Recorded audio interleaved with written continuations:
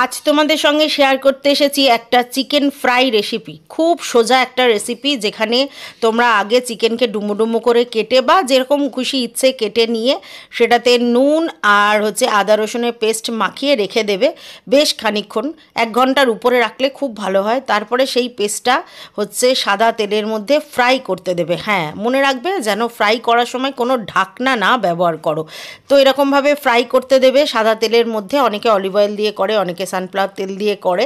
তো যাই হোক, করবে ফ্রাইটা, এবং ফ্রাইটার সময় কিন্তু সব সময় এটা মনে রাখবে যে আঁচটা অল্প করে, আবার কখনো কখনো মিডিল আঁচ রাখবে, কিন্তু কোনো ঢাকা দেওয়া হবে না। আর এর মধ্যে যে মশলাগুলো লাগছে সেটা পেঁয়াজ, টমেটো, কাঁচা লঙ্কা, ক্যাপসিকাম, আর লাগছে গোলমরিচের গুঁড়ো, চিনি, নুন। তো যাই হোক, আমি চিকেনটাকে ভালো করে গোল্ডেন গোল্ডেন করে ফ্রাই করে নিচ্ছি। যত সুন্দর গোল্ডেন গোল্ডেন ফ্রাই হবে তত কিন্তু খেতেটা ভালো লাগবে। তো চিকেনটা আমি তুলে নিলাম, আমার পুরো ফ্রাই হয়ে গেছে। এরপর আবার তেল দিয়ে এর মধ্যে আমি পেঁয়াজ, ক্যাপসিকাম আর টমেটো, কাঁচা লঙ্কাগুলোকে ফ্রাই করে নিয়ে তারপর চিকেনটাকে ঢেলে দেবো। বাই দ্য ওয়ে, এর মধ্যে তোমরা সবজি অ্যাড করতে পারো, যেমন ধরো গাজর, বিনস, মটরশুঁটি, ওগুলোকে জলে ভাপিয়ে নিয়ে তারপরে সেটাকে একটু হালকা করে সতে করে নিয়ে চিকেনের সঙ্গে দিতে পারো, তাহলেও খুব সুন্দর একটা হেলদি টেস্টি খাবার হবে। কিন্তু আমি আজকে শুধুই চিকেন দিয়ে আর এইগুলো দিয়েই করলাম, মানে এই ক্যাপসিকাম, পেঁয়াজ, টমেটো, কাঁচা লঙ্কা দিয়ে। সবজি দিলে কিন্তু খেতে বেশ টেস্ট হয় এবং হেলদিও হয়।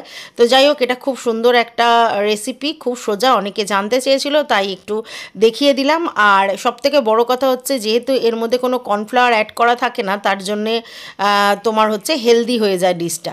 তো খুব সুন্দর একটা ডিশ আমি তোমাদের সঙ্গে শেয়ার করলাম। দেখো, তোমরা করতে পারো, খুব সহজে বাড়িতে হয়ে যায়, বেশি উপকরণও লাগে না। আর সবথেকে বড় কথা খুব কুইক হয়ে যায়। বাচ্চারা খেতে চাইলে, মানে খেতে বসিয়ে খাবার পাতেও এটা করা যায়। তো দেখো, আমি পেঁয়াজ, ক্যাপসিকাম, কাঁচা লঙ্কা, টমেটোটা ভালো করে সতে করে তার মধ্যে আবার চিকেনটা দিয়ে দিলাম।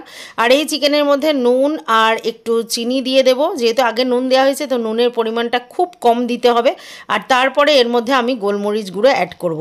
এটাই এই রান্নার মশলা। আর কোনো মশলা দিয়ে এটাকে কোনো কষাকুষি কিছুই করতে হবে না। তো যাই হোক, আমার মোটামুটি রান্নার পর্বটা চলছে, এবং এখন দেখো পুরো রান্নাটা হয়ে গেছে। দেখতে বেশ ইয়ামি হয়েছে, খেতেও খুব সুন্দর হয়। তোমরা বাড়িতে অবশ্যই ট্রাই করো। আর দেখো তোমাদের কেমন লাগে, আর যদি ভালো লাগে অবশ্যই একটা লাইক করে দিও। আর কিছু বলার থাকলে কমেন্ট বক্সে অবশ্যই জানিও। এরকম ছোট ছোট রান্নার ভিডিও শেয়ার করতে আমার কিন্তু বেশ ভালো লাগে, আর তোমরা সেটাকে অ্যাপ্রিসিয়েট করো, সেজন্য আরও ভালো লাগে।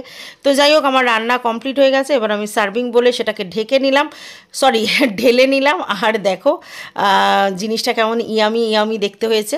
তো যাই হোক, আমার ভিডিওটা এই পর্যন্ত। এখন আসি, টাটা। সবাই ভালো থেকো, সুস্থ থেকো, আর সুন্দর সুন্দর রান্না প্রিপারেশন করে খেতে থাকো।